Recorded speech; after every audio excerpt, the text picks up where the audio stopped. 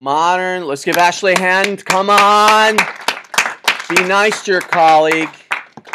Come on, it's Wednesday, Nick. Ashley, good to meet you. No, you've been here all semester. Someone else hasn't been here all semester. No, you've got a good record. Okay, we're talking about Brecht.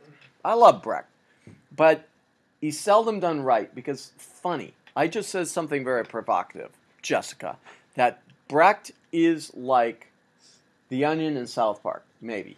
Maybe Beavis and Butthead. I used to love Beavis and Butthead. Who saw that one? I'm Cornholio. Yeah. These or Mike Judge did. Ever see that movie Office Space? Yes. Yeah. Riot, man. That's Brecht. I love that movie. Office Space. But we just read the play. Don't tell me who. And it's a downer, man, when you read it in words. I tried to look it up on YouTube. Couldn't find an example. Or the one there was Meryl Streep playing Mother Courage, and she's... Ashley, help me. Can irony be an art form? Yes. Is it non-PC or non-hygienic to laugh at things like The Onion or South Park or Beavis and Butthead or more of the... Do we just think this is adolescent humor?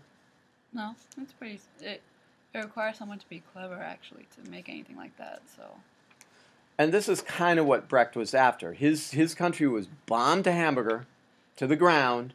He was kicked out by Hitler, chased around the globe. He ends up in Hollywood to write these scripts.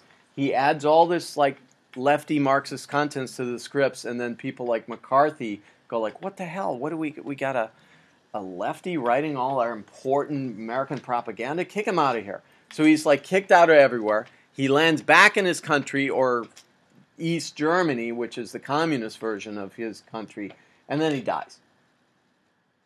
But in the 20s, when he was writing this stuff, as Germany suffered under the First World War, he was very interested in writing songs with these pieces. Has irony changed? Over time, yes. What's your form of irony? What's your favorite form of irony? Tongue-in-cheek kind of stuff. Where it Tongue-in-cheek. takes you a minute to realize it. Kenneth, what's your favorite form? You liked Office Space. Yeah. What did you like about that film, that Mike Judge film? I love that. That was so... The opening scene where the old lady on the walker is moving faster than the traffic jam. Yeah. And then she flips him the bird. I just love that film because he goes through so much and nobody really shows care of him, like his boss. And The main guy, I forget the actor's name, decides to be a nihilist. Like, yeah. all right, there's no sense here, there's no values, no whatever. I'm just going to tell this. Oh, the corporate downsizer, I'm going to tell him what I really think. And suddenly he's a genius, right? Yeah. No, he tells who saw Office Space? Anyone here? He tells the corporate downsizer guy, no, this is shit. This guy does this guy does that. I feel empty. And what does the corporate downsizer do? It's just like, this is what you should be listening to. This worker right here. Wait, when he had that interview with those two guys, right? Yeah, the two other guys are just trying to be Mother Courage and keep their mouth shut and like just try and survive, right? And they get fired, right? See it. Cue it up on Netflix. Ashley, that's pretty bleak. Like, Office Space is really pretty bleak, right? He tries to make Jennifer Aniston his girlfriend, but what happens there? I remember they liked watching Kung Fu or something like that. They want to come to my house and watch Kung Fu. But they broke up. Ladies, men, let's talk about gender differences. Can ladies do... Megan, come on, help me here. Do men act like... Is there a greater level of adolescence in men nowadays? Yeah, I think so. Because they don't really care. They're like this character in Office Space. I don't care. There's no point in being the He-Man. Do you feel that? Yeah, that's how I feel. I mean, There's no point in being the Boy Scout. There's no point in making a point. Is that a typical Indian man, too? He's still chivalrous. Darshan is Any man have to be a good guy? Yes. Yes. Are we typifying the American male too much, Chris? Is it like, there's no point to any of this, so might as well do what I want. Depends who you ask. Who you ask. So I'm asking the men in this class. Boy Scout, is there any room for it in today's world? Are they just another word for chump? They're kind of like, I don't know, I feel like today's society, like everyone wants to be a leader, but Wants everyone else. yeah, they want everyone else to be a leader, but like, I don't know, it's kind of like creating a lot of followers. Jessica, is there room for the Boy Scout nowadays? Or the Girl Scout? Let's not be gender specific. What? They're chumps, right? Nick, Boy Scouts, chumps. They are. Matt, Boy Scout, chumps. Sure. Lucy, is that why more men are becoming adolescents? Well, I just want to play my Halo 5, I don't want, dating, so what? There are 3 billion of you out there. I can find another one of you on Plenty of Fish. Come on. Is that the way you find men nowadays? No. Faith? Boy Scouts? Girl Scouts? Ask your colleagues. A chump is by definition a stooge. Someone who believes in a system which is going to hurt them. Right? Chris? I want to disagree. I think that there is plenty of room for Boy Scouts and Girl Scouts. People who do right.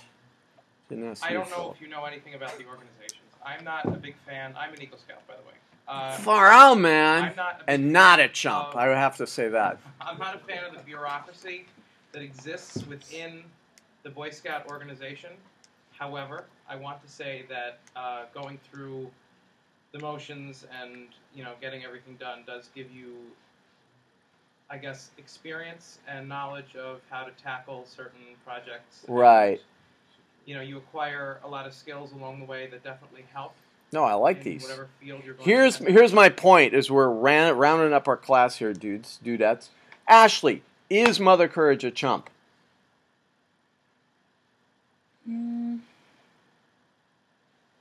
Is she a Girl Scout? No.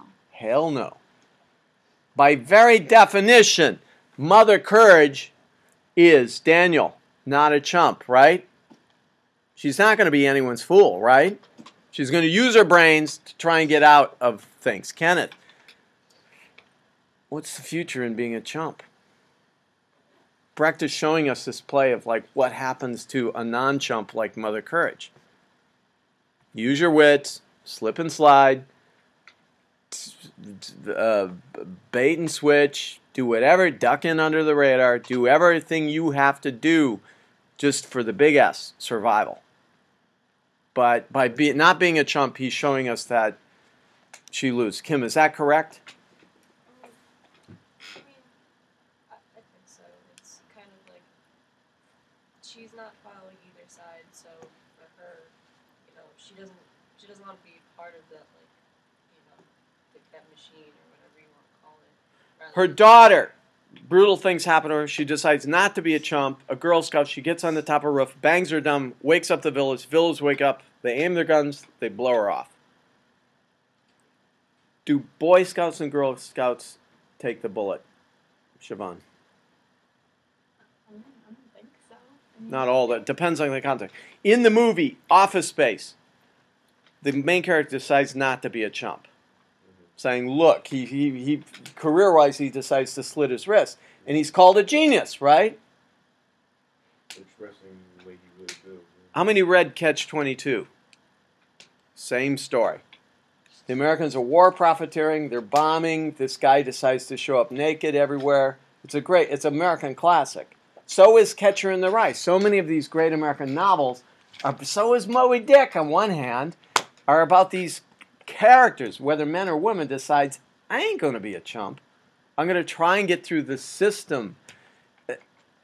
Do we love the non-chump in our society, Megan?